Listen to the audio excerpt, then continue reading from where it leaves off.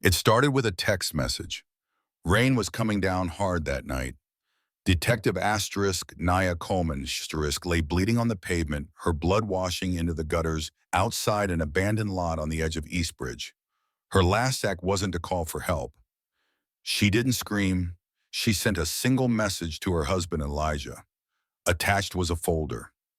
Body cam footage, officer reports, maps, names, 6 of them, all cops, all dirty, and now all targets. See, Nia wasn't just any cop. She was one of the few black female detectives in a department that barely pretended to accept her. She'd grown up in Eastbridge, knew every street, every story. She believed in fixing things from the inside even when they spit in her face, even when they tagged her locker with slurs, even when they told her she'd only made detective to fill a quota. But she stayed. She fought. She made arrests clean by the book. She talked kids off ledges figuratively and literally. And 2 weeks before she died, she found a pattern that made her stomach turn. The same handful of white officers were busting black kids for identical drug charges, same quantity, same wording in the reports, even when their schedules said they were off duty. And when she pulled the body cams, footage missing, gaps, or worse, clips where the officer's hands were empty going in, and somehow found something in a kid's backpack minutes later. One of them was Officer Drew Kessler, the golden boy, nice jawline, daddy on city council, the kind of guy who smiles for charity photos in the same neighborhoods he shakes down for protection money. Nia documented everything. She even looped in Sergeant Rosa Wynn, one of the only other women of color in the department. Rosa confirmed what Nia feared. It wasn't sloppy work, it was intentional, a whole operation. She planned to take it to the FBI. She never made it. The department called it a tragic friendly fire incident, claimed she got caught in crossfire during a raid. But her husband, Elijah, he wasn't buying it. He wasn't just a grieving widower. He was something else entirely. Elijah had spent 20 years in places we don't put on maps. Black ops, covert extractions, interrogations, asset flips. He'd retired quietly working security for a finance firm. But when he got that text, when he saw Nia's body cold alone 20 feet from the supposed scene of the shootout, that something inside him reactivated. And it wasn't grief, it was purpose. The first one he went after was Kessler. Not with violence, not yet. He followed him for a week, mapped his routines, slipped a tracker under his cruiser, listened to him joke about cleaning up the trash at a cop bar called the Blue Barrel. Then one night, Elijah caught Kessler in his garage counting stacks of cash and a little white powder. The next morning, Kessler was found face down on his driveway, alive barely. His own body cam jammed down his throat, fingers broken exactly like a teen named Marcus had 3 months prior.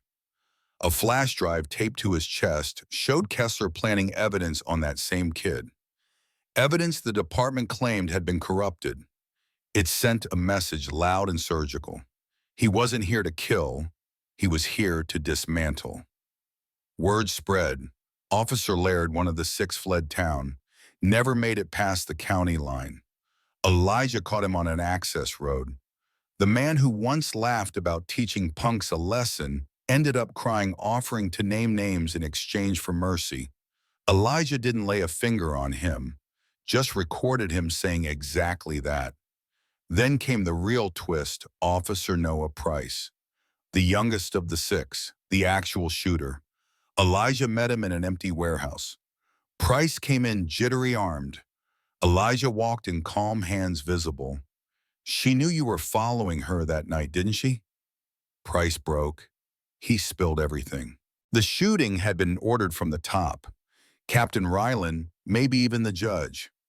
Nia had uncovered their real play targeting black neighborhoods slated for redevelopment. Evictions by way of arrests. Shake 'em up, clear 'em out, sell to developers. Everybody got a cut. When Price finished, Elijah gave him a choice: testify, wear a wire, or end up like the others. He chose the wire. But when Captain Ryland found out Price had been talking, He shot him in his own office twice in the chest, claimed it was self-defense. But Elijah had been listening, and when the signal went dead, he broke into the precinct, dragged Price out through the service tunnels, bleeding but alive. That was the moment the department knew they weren't up against a vigilante.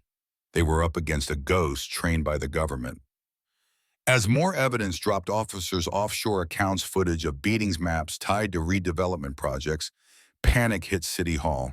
Judge Emery and State Senator Harmon, the political fixers behind the whole system, activated private contractors.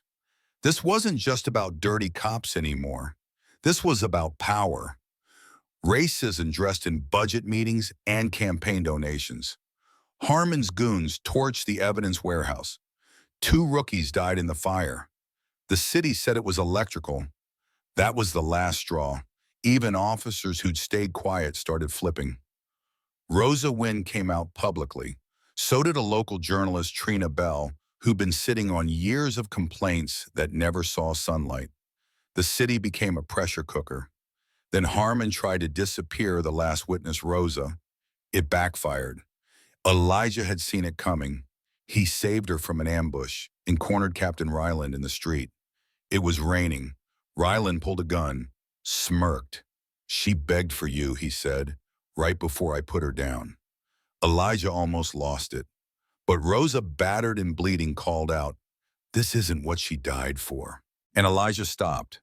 He let Ryland live, long enough to confess. In the end, Harmon tried to flee by helicopter. Elijah met him on the courthouse roof. Harmon was older but mean ex-military.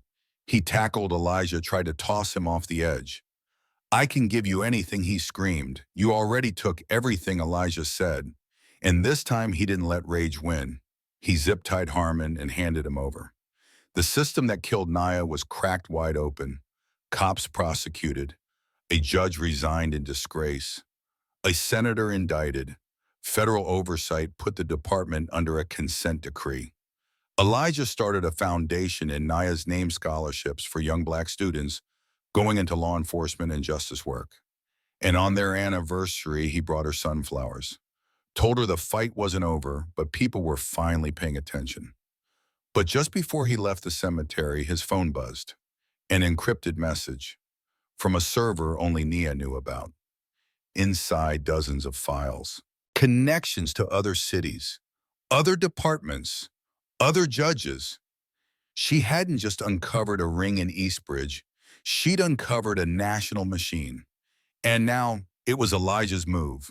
Would you have done what he did? Do you think Elijah was right to go outside the system? Or should he have trusted it even after it failed? Naya, drop your thoughts in the comments. What would justice have looked like to you? If you believe stories like this need to be heard, hit that like button. Subscribe for more real-world narratives about the cracks in our institutions and the people brave enough to stand in them.